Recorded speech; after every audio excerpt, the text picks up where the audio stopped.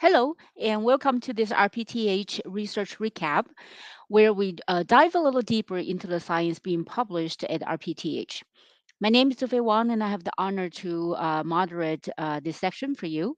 I'm an adult hematologist and thrombosis specialist at the Ottawa Hospital and University of Ottawa in Ottawa, Canada, with focus in cancer-related thrombosis and anticoagulation use.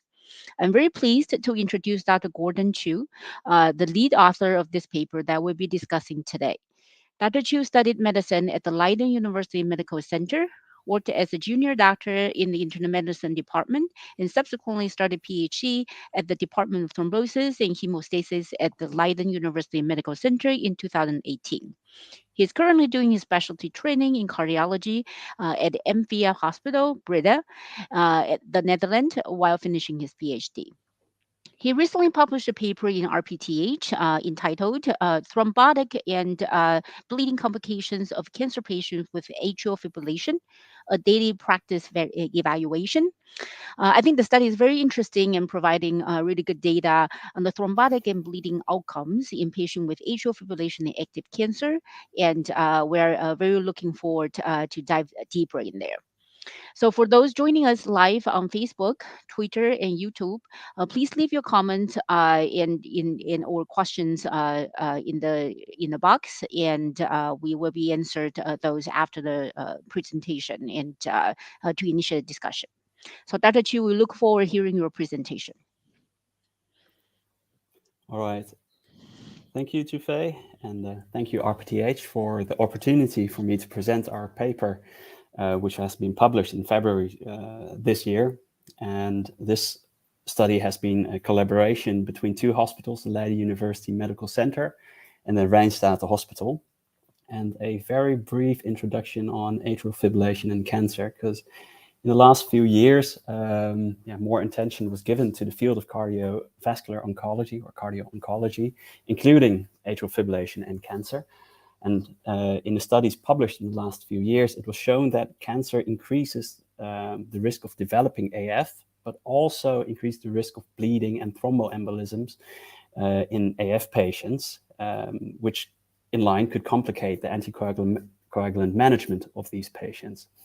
Well, we do not really have RCTs on the anticoagulant management of these patients, and most of the studies conducted were conducted post hoc in the DOAC RCTs or with reimbursement and diagnosis codes databases with actually quite crude data.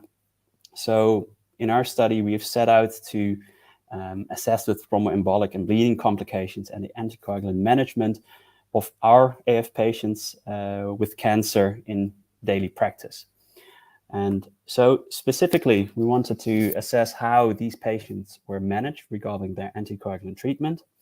We wanted to know what the incidences were of the thromboembolic and bleeding complications and which clinical factors were associated with these adverse outcomes. So we've conducted a chart review study in two teaching hospitals, the Leiden University Medical Center and the Rijnstaten Hospital. And we really wanted to make sure that we only included patients with both atrial fibrillation and active cancer. So both diagnoses had to be present at the same time. So how did we do this? We used the Dutch Cancer Registry to identify all cancer patients in these two hospitals. And with the reimbursement code for atrial fibrillation, we identified the cancer patients who potentially had atrial fibrillation. And then manually, we scrutinized all those electronic health records to check whether these patients did have overlapping AF and cancer diagnoses. So we excluded patients in whom the AF and cancer diagnosis did not overlap. We excluded patients with non-melanoma skin cancer and those with a really brief follow-up. The patients included were from 2012 to 2017, and the start of follow-up started at the moment both diagnoses were present, and the follow-up lasted for 2 years or until death, or either one of the diagnoses were in remission or when the patient was lost to follow-up. So with this, we could identified two distinct cohorts. The cohort 1 were the patients with prevalent AF, so they already had AF who then subsequently developed cancer. And cohort 2 were the patients who were having active cancer and subsequently developed atrial fibrillation. And we then collected data on their vitals, their laboratory measurements, including renal function, hemoglobin, thrombocyte count, and we collected data on their medical history, including the variables necessary to calculate the CHATS-VAS score and the AF bleed score. And I believe you all know the CHATS-VAS score. And AF bleed score is one of our projects where it's a bleeding risk classifier, which is currently being validated for AF patients. And then we collected data on cancer type, staging, and the treatment during follow-up. So using the prescriptions in the electronic health records, we've constructed a database where the day-to-day exposure for every AF patient and cancer were collected. So we knew from day 1 to day 30, for example, they were on rivaroxaban, and then 5 days later they were interrupted the treatment, etc. So that's actually quite concise data we've got there. And then during follow-up, we've calculated the thromboembolic events and the bleeding events as listed here in the slide in gray. With this, we've calculated the incidence rate per 100 patient years, and we've conducted competing risk analyses where we accounted for the competing risk of death. And here we calculated the cumulative incidence and subdistribution hazard ratios. So in total, we've identified 1,213 patients. 878 patients were patients with AF who developed cancer. That was cohort 1. And 335 in cohort 2. Those were the patients with cancer who subsequently developed AF. And most patients were male. And you can see that cohort 1 was a little bit older. And in this slide, I've listed the top 6 most prevalent cancer types. So for cohort 1, you can see most patients had lower GI cancer, followed by lung pleural cancer and hematological cancer. And for cohort 2, this was a bit different. Most patients had hematological cancer, followed by lung pleural cancer, and then lower GI cancer, etc. In the following 2 tables, you can see the staging status or the metastasis status. Around 20% had a lymph nodal or a distant metastasis, and the majority of patients were treated by or with surgery or followed by chemotherapy and radiation therapy, which is actually to be expected. In this table, you can see the medical history pertaining for the CHATS-VAS score. And here you can see, probably due to the older age, that cohort 1 had more patients with hypertension, ischemic heart disease, ischemic stroke, and the CHATS-VAS score was also a bit higher. And similarly, you can see that cohort 1 had more patients with a history of bleeding. And I think this is due to that these patients were already had AF and were most likely already on a anticoagulant. In this table, you can see the median follow-up duration for both cohorts. For cohort 1, it was 315 days, and for cohort 2, it was 265 days. And the follow-up was actually quite complete. You can see that the loss to follow-up was quite low, around 4.2 and 4.8%. So in this slide, I've summarized a few interesting findings regarding the antithrombotic management of these patients. And you can see that most patients received vitamin K antagonist followed by DOAC. If you would combine both patients, you would get the following percentages. So vitamin K antagonist in 64%, a DOAC in 15%, with very limited numbers of low molecular weight heparins, around 3.4%. And interestingly, if you would assess the DOAC prescription, it was from 2016 onwards, most patients with novel AF were prescribed a DOAC. And if you can see, now it's a bit too early, but if you can see, for both groups, around 16 in cohort 1 and 23% in cohort 2 did not receive anticoagulants. And you have to correct for the CHATS-VAS score, as according to current guidelines, a patient with a score of 2 and above, in those patients, anticoagulants are indicated.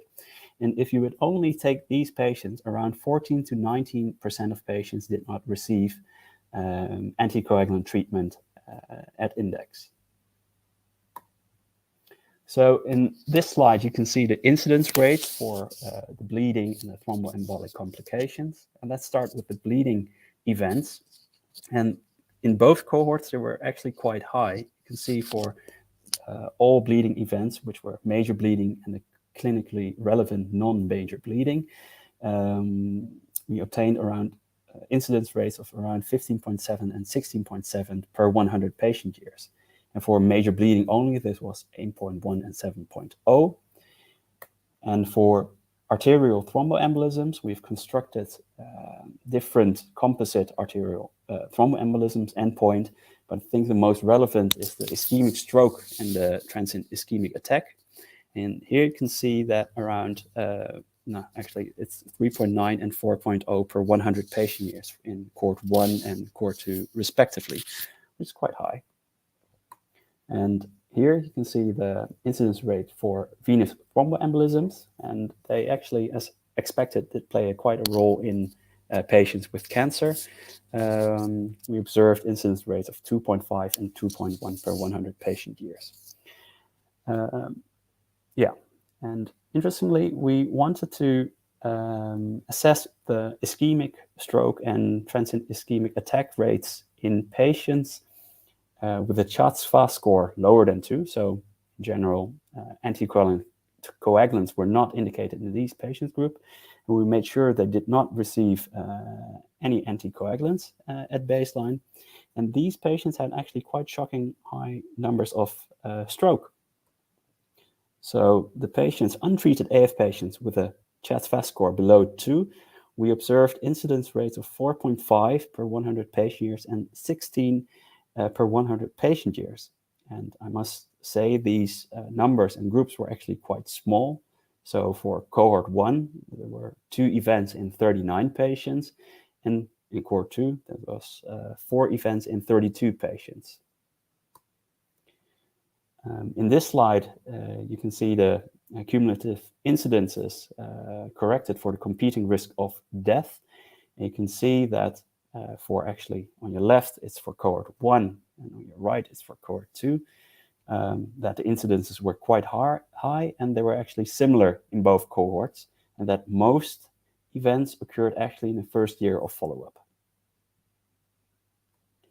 Then the final results slide, where I'm presenting the competing risk regression analyses with subdistribution hazard ratios. And here we've looked at the impact of the anticoagulant management strategy on the outcomes such as thromboembolism, any arterial thromboembolism, stroke, bleeding, major bleeding. And here you can see that withholding anticoagulants, so this list, no anticoagulants, were associated with quite high hazards for any thromboembolic complications, nearly a 5-fold risk compared to those treated with vitamin K antagonists. Interestingly, patients' treatment with low molecular weight heparin was associated with the thromboembolic events as well as the bleeding events. In this section, we've assessed the impact of the cancer type on the outcomes, and here we could observe that liver, gallbladder, and pancreatic cancer was associated with both thromboembolic and bleeding complications. And if you were to look at any bleeding complications, then more cancer types were at risk. So to summarize, for discussion, we observed actually quite high rates of thromboembolic and bleeding complications, which were also quite higher in comparison to the previous studies, which I now haven't discussed. And I think there are 2 reasons for our observation of higher rates. That's one, our quite stringent definition of cancer, because we made sure that we only included patients with active cancer, and we stopped follow-up at the moment the cancer was deemed in remission. Otherwise, it would dilute the incidence rate calculations. And I believe that using reimbursement codes or diagnosis codes would lead to an underestimation of these outcomes. Because, for example, in-hospital events often do not get registered in such diagnosis or reimbursement codes, while the studies using these codes only use the primary or the secondary codes registered. We also found out that 14 to 19% of patients did not receive anticoagulants at index, and this was actually quite similar with the percentages observed in the non-cancer patient group, the non-cancer AF patients, for example, in the Orbit AF registry. But we found that withholding anticoagulants, these patients were at risk of developing thromboembolisms. And I think it's really important to identify why these anticoagulants were withheld. And you can imagine that sometimes it's justified, for example, due to a surgery or due to a bleeding event.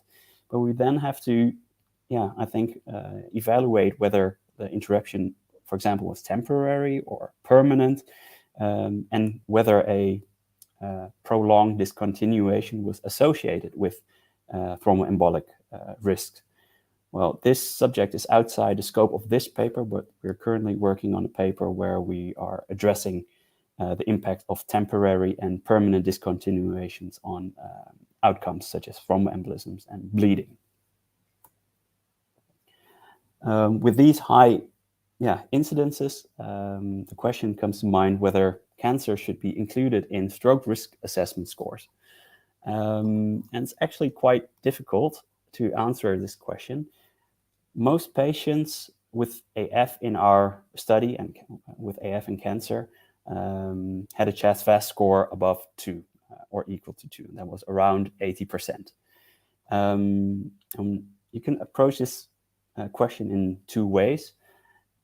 Either identify those with a CHA2DS2-VASc lower than 2, but have a high thromboembolic risk based on selected cancer types or on their cancer risk profiles. And I think you should limit it to proven high-risk cancer types, such as pancreatic cancer, because for discussion, in a recent publication by Bungo et al. In August 2022, they've added an additional C to the CHA2DS2-VASc score, with cancer scoring 1 point. And I believe in practice that would result in too many patients getting anticoagulants.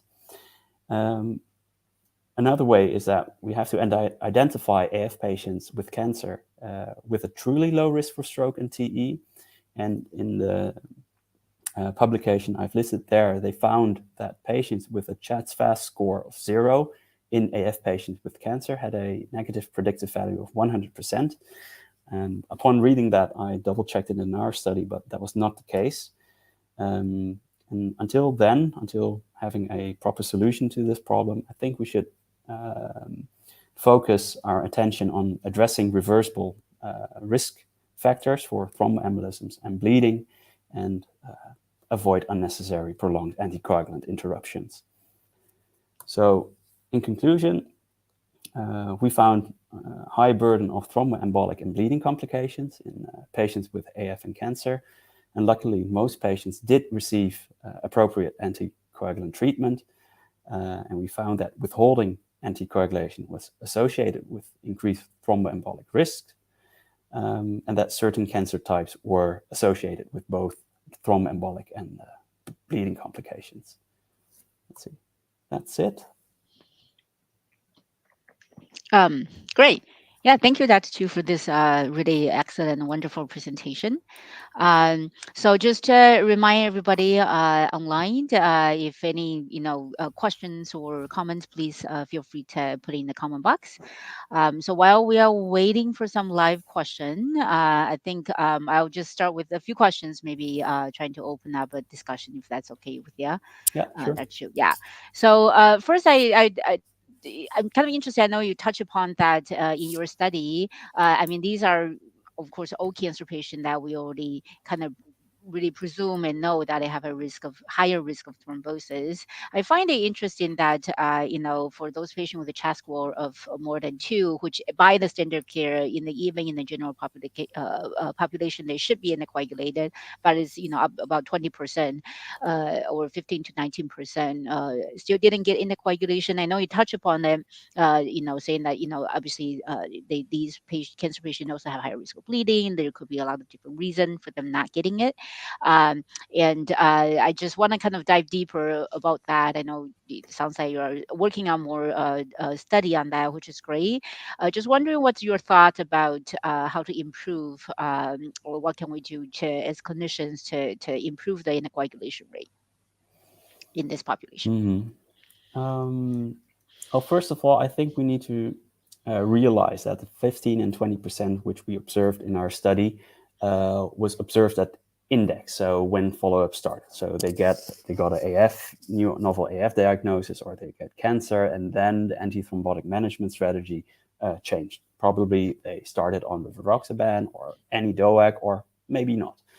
And but a few patients did receive anticoagulants during follow-up, and one could, for example, for instance, withhold anticoagulants due to a planned surgery and or even a curative treatment, and then plan to start anticoagulants afterwards. And I think that is quite a fair. It is in a way justified, but in the period that they do not get anticoagulant, they are at risk. And but well, nonetheless, I do think there is under prescription of anticoagulants, and I think it's mostly out of fear of bleeding, or due to bleeding as the first presentation of the cancer. Um, I think we should be aware that bleeding risk and thromboembolic risk are. We should approach it more dynamically because they change over time. It's not that once you've determined it's a high bleeding risk, it's forever. And I think we should have more moments to reassess the bleeding risk and eventually adapt our anticoagulant treatment strategy for these patients. So it's being aware of that the risk is dynamic, and have more moments where you could reevaluate your current antithrombotic treatment. Okay. Great. And I also found that, for even for those people, I mean, those are CHAS score more than 2, but for the different population that you were studying for CHAS score less than 2, that I actually found it quite striking that your study actually showed quite nicely, especially for the cohort 2, those patients who has cancer, then develop AFib, their rate of thrombosis is really shockingly high, Yeah, 16% per year.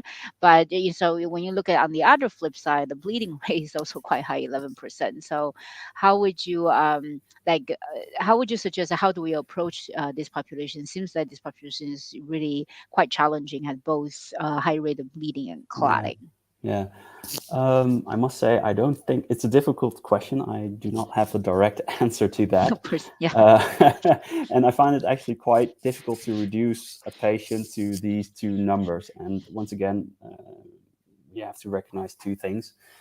And I summarized it in the discussion section of the manuscript, where we hypothesized that the development of incident AF could reflect actually quite a ill state for patients with cancer, because they have cancer and then they suddenly develop AF. You can imagine cancer patients have several comorbidities, or can get quite ill due to neutropenia, a fever, or an infection, and then develop AF. And these comorbidities in line could also increase thromboembolic and bleeding risk. So maybe it reflects just that these patients are actually quite ill by developing, and they show it by developing AF. And once again, I've touched it upon in the first answer. I think we have to realize that at different moments, different times during cancer, your risk will change. Maybe when you receive chemotherapy A, that your thromboembolic risk gets higher. But then afterwards you get the surgery, then maybe your bleeding risk gets higher. And at the end, do I have a answer to your question, how we should properly manage? No, not really. Not really. Yeah, and I know it's Yeah, a challenging question. it's a really challenging question. Yeah, I mean, it's a challenging population, and I also wonder if it's actually quite interesting to see that the different the demographic of those patients, that in cohort one, cohort two, the type of malignancy is actually a little different, right? Like in cohort two, there are way more hematological malignancy patients. So I wonder if Hmm. a lot of hematological malignancy patient can have more prolonged and refractory thrombocytopenia. Yeah, So I don't know, but it's just kind of a hypothesis. I wonder if that also contribute to some degree, the outcome that you find. yeah, certainly. And in a way, I believe other studies have found that specifically hematological cancers and lung cancer as well were really prone in developing AF. Mm. And maybe it's due to the treatment or due to their fluid overload. I don't know, but it's indeed is a striking uh, finding that hematological patients are at risk of developing AF. Okay. Now, my next question is about the scoring. We always like a score. The chest vascular obviously is a very kind of common in use, which is something that you guys use in your study. So the scoring of kind of trying to help us predicting the outcome, the thrombosis outcome in the cancer population. Hmm. And I think the classic teaching is the chest vascular. Really, all the available score has never been really directly developed in the cancer population. So I Hmm. do find that the study that you cited by Bruno et al. To propose to add cancer as one point is quite interesting. But I also see your point that, well, that means, because, one of the things I was also wondering about myself, does that mean that we basically have to incoagulate every single cancer Yeah, patient almost? So yeah, can we really find a cancer patient or cancer population that's low risk enough? So I just wonder, what you kind of just want to, I know you touch upon it in your discussion, just want to dig deeper about it. Do you think we need a brand new score in completely develop and derive in cancer population, or can we somehow modify or improve the current score, or how do we go about that? yeah. I believe. Well, the aim is in fact to find the patients with truly at low risk of stroke, and the chest fast was developed after the charts to improve identifying the truly low risk score. And we, like I said, the study or the suggestion by Bungo et al. To add 1 point to cancer, I'm seeing a bit more problems that, in fact, we're going to anticoagulate way too much patients. Well, it's probably not needed. Um, though I think it's fair that we, for example, maybe make a brand new score for cancer patients where we take into account the cancer type, the staging, but also the treatment that they get, for example, and the timing also. So, not shown in these slides, but for example, breast cancer patients, also in a few nationwide cohort studies, the incidence for stroke was actually quite low, or at least they had conflicting data. Um, so maybe the CHA2DS2-VASc score is then a viable option to identify the truly low risk, but um, I think the difficulty would lie in, for example, pancreatic cancer, because we know they are high risk. Okay, then are you going to coagulate these patients? But we also know these patients are at really high risk of bleeding, maybe due to the complex surgery that they get or due to the anatomy of the cancer. Um, yeah, Okay. yeah. So I think we need a new score. I don't think we can really adapt the CHATS fast score to identify the new patients, the patients with truly low risk. Okay. You have to take into account the specific cancer types, I think. Okay. So more work to do, of course, A in lot this of work. field. Yeah. Yeah. And then the other question is about, anticoagulant type. You mentioned in your study, because the timing of the cohort, the majority, like 60, 70%, I think, are on warfarin. You Hmm. also mentioned that, it's really the field is shifting towards DOAC now, which is, I think it's pretty much worldwide. Do you Hmm. think that if you redo the study in the DOAC era, you will see a difference, or how would you think about that? I think maybe it's feasible, for example, to perform a DOAC study because we've seen actually quite high incidence rates. And the issue with AF is that we need a lot of patients to have enough events to compare anticoagulants. But I don't think it would really change practice greatly because I believe in a few of these meta-analyses where they've compared VKA to DOAC, and few have shown similar effects and few have shown superiority of DOAC, but um, the differences were actually quite small, I think. So at the end, I don't really expect it would really change that much. When we would all shift to DOAX, suddenly we would have impressive lowering of bleeding or stroke risk. I'm not really convinced about that. Okay. Okay. Then I guess finally, what do you think? Is there any like final thoughts, or do you think the next step, or how the field should move forward research wise? Well, it would be great, for example, to have a anticoagulant where we could reduce thromboembolic risk, but without the bleeding complications. But if we do not have that, I think we should focus on dynamic risk assessments and adapt your anticoagulant strategy accordingly.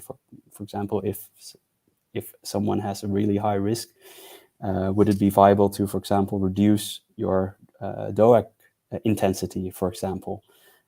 These are just speculations of my mind, but that would be an interesting subject, I think.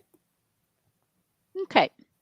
So I think I'm seeing no further questions. Do you have some final comments, Dr. Chu, or No, oh, just thanks for the invitation for presenting this okay. study. Okay. Then thank you, Dr. Chu, for presenting your work and giving us more insight into atrial fibrillation and cancer. So we hope that viewers will read the full details of your paper, and it's available on our website, our rpth.isdh.org. And Dr. Chu, I hope you will publish again with our RPTH in the future. And I just want to thank everybody for joining us live. And please don't forget to follow RPTH on Facebook, Twitter, and YouTube. And thank you for watching. And please keep an eye out for the next RPTH recap. All right. Thank you. Thank you.